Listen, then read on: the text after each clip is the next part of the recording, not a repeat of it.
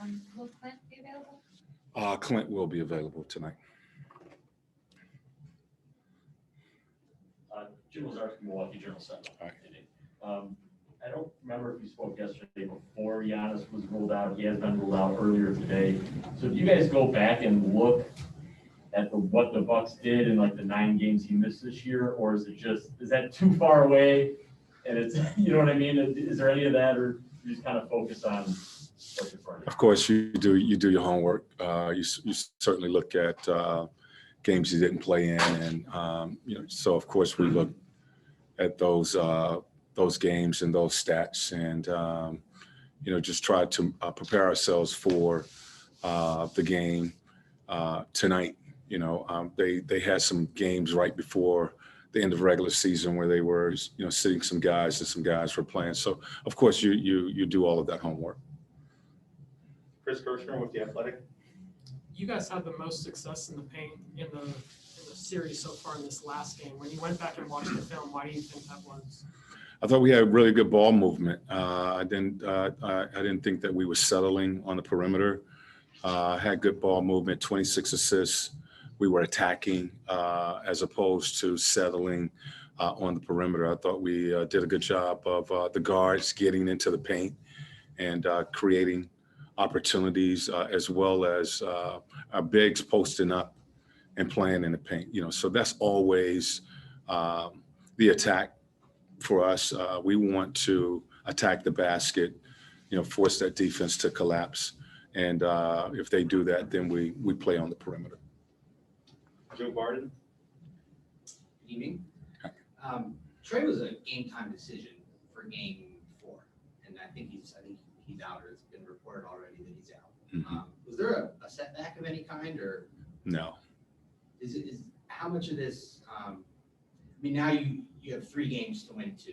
Like tonight is no longer like a must win. Does that play into the decision to maybe be able to take it a little bit more cautiously with him? No, he just didn't feel comfortable enough to go tonight. Jeff Schultz. Nate, what did you learn about your team? Jeff. Yeah, in person. Good to see you in person. All right. Sorry. That's okay. What did you learn about your team in terms of available rotations and players, in terms of, who works well together with Trae out last game?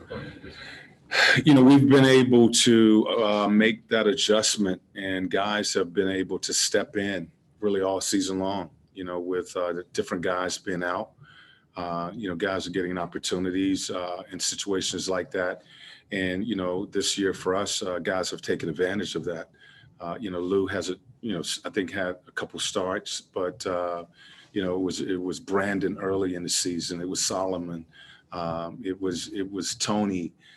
We've had a number of guys throughout the season to have to fill in for guys who are injured, and they've taken advantage of it. So what I've learned is these guys prepare themselves. I think our coaches do a good job preparing the guys, having them ready, keeping them ready to go. And when they get that opportunity, they've been able to take advantage of it.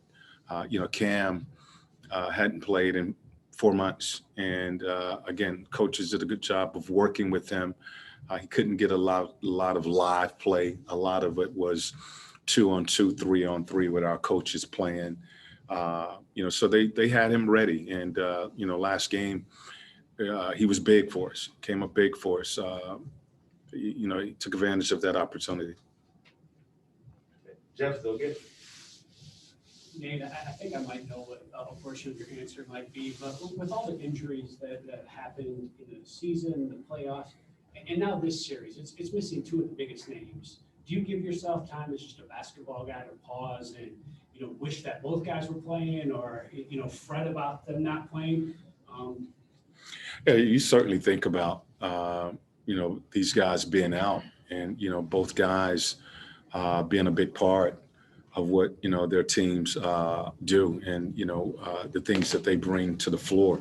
But you have to quickly, go to adjusting to, the guys that are in uniform, and, who they have in uniform. So, yeah, you think about that.